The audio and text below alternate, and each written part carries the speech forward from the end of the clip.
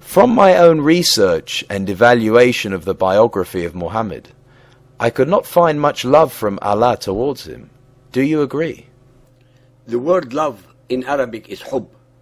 From among 114 chapters, surahs, 6,236 verses, ayat, and about 77,000 words in the Quran, the word love and its derivatives appear as follows. Love for Allah 3 times. Conditional love 3 times. Not related to Allah 28 times. An abysmally small total of 34 times. In none of them is there an expression of Allah's love for Muhammad. Fortune favored Muhammad when Khadija bint Khuwaylid, a 40-year-old widow, no longer in her first youth, who had already been twice married and had several children, proposed to marry him. Khadija, allegedly, considering her old age, gave Muhammad several children. There were 4 daughters, Zainab, Ruqayya, Fatima, and Kulthum. But for what an Arab was then and still is, a great misfortune, all her sons died at an early age. Tradition lists them variously. One was Al-Qasim, who is said to have died when he was 2, and from whom his father took the kunya of Abu al-Qasim, which was retained by him. There also seems to have been another boy called Abdullah. From the Arabian culture point of view, not having male children is not a sign of divine blessing. From Maria al-Qutbiyya, Copt, who was given to him as a sex slave, Ibrahim, who died in infancy also.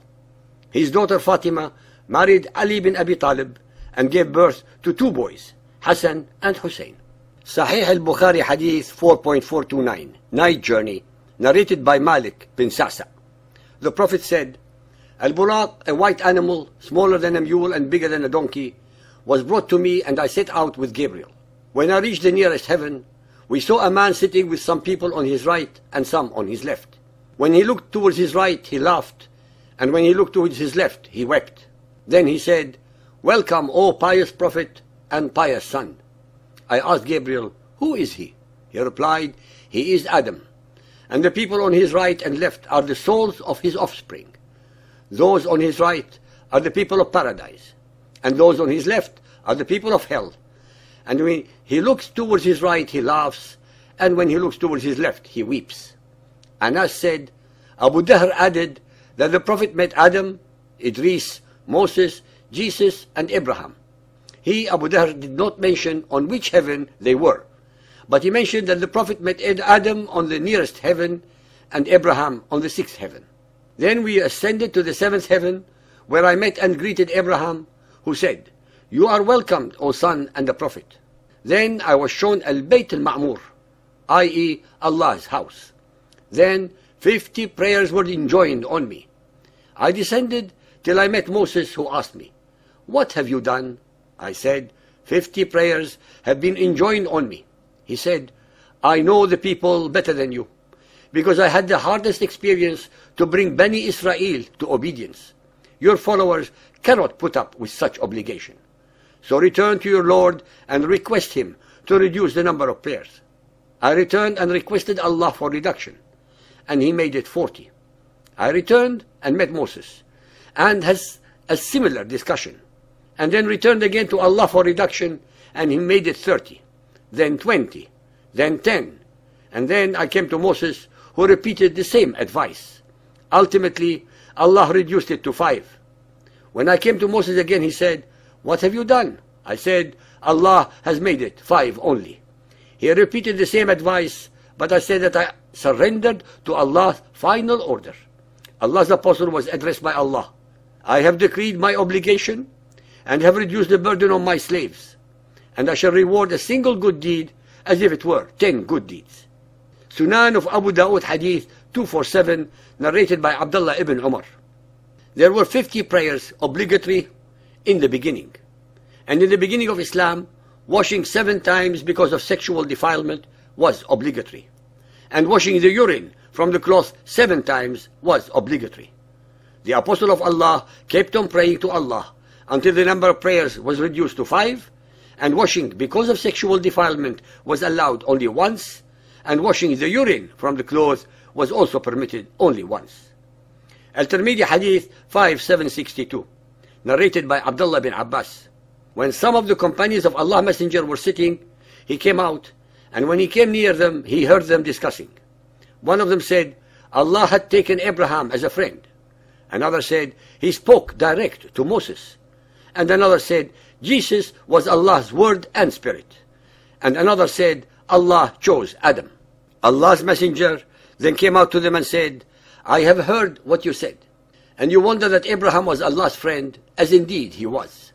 That Moses was Allah's confidant, as indeed he was.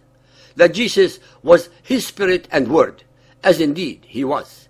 And that Adam was chosen by Allah, as indeed he was.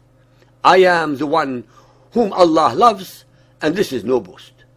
On the day of resurrection, I shall be the bearer of the banner of praise, under which will be Adam and the others. And this is no boast. I shall be the first intercessor, and the first whose intercession is accepted on the day of resurrection.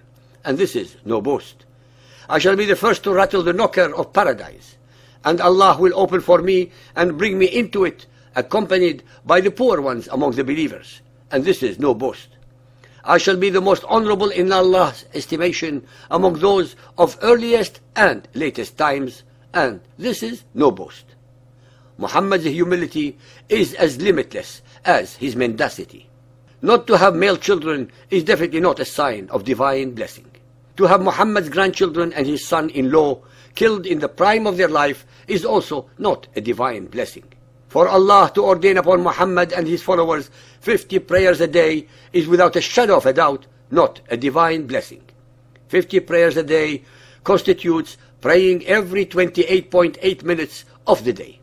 There will be no time to sleep, to eat, to work, to rest, to have leisure, and to have sex. 50 prayers a day constitutes a punishment and not a divine blessing. It was only due to the intervention of Moses that saved Muhammad and his religion from oblivion. Muhammad accepted Allah's ordinance without understanding the magnitude of the burden that Allah was imposing upon him and his followers. Muhammad thought that the greater the number of prayers, the greater was his religion. It was Moses who had the intelligence to realize that Allah's ordinance was unreasonable, impractical, and unacceptable, and accordingly advised Muhammad repeatedly to negotiate better terms with Allah until ultimately he had to reduce the number of prayers to a more manageable 5 a day.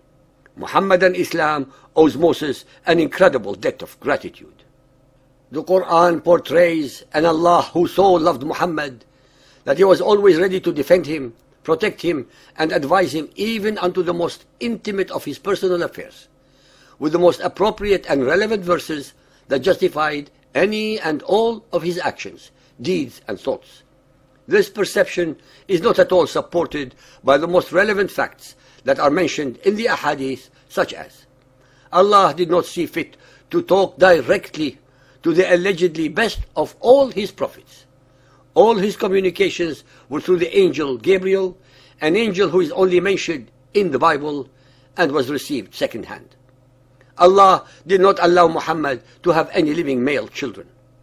Allah later deprived him of his most beloved male relatives and descendants, such as his nephew Ali, his grandchildren Hassan and Hussein, and Al-Zubayr. Allah's love manifested itself in requiring Muhammad and his followers to pray 50 times a day, an onerous and impossible task to follow. This was later abrogated and reduced to the much more reasonable 5 only because of the very opportune and intelligent intervention of the Prophet Moses and his acumen in advising Muhammad to negotiate a more manageable number of prayers with Allah. Without the intervention of Moses, the Israelite and Hebrew prophet, there would have been no Muhammadan cult of Islam. The Quran asserts that Allah did not show Muhammad or his followers a single miracle, unlike those that he bestowed upon several of his more beloved Hebrew prophets. Allah did not give Muhammad any warning about his time of death, thus depriving his followers from getting an authentic and comprehensive Quran in his lifetime. The after effects of this omission caused Muhammad's followers to fragment into as many, if not more, sects as those that he vehemently condemned among the Jews and Christians. In conclusion, and as usual with Muhammad, his Quran and the Ahadith we always have only Muhammad's unsubstantiated and unwitnessed words and events, that what he is telling us is the truth.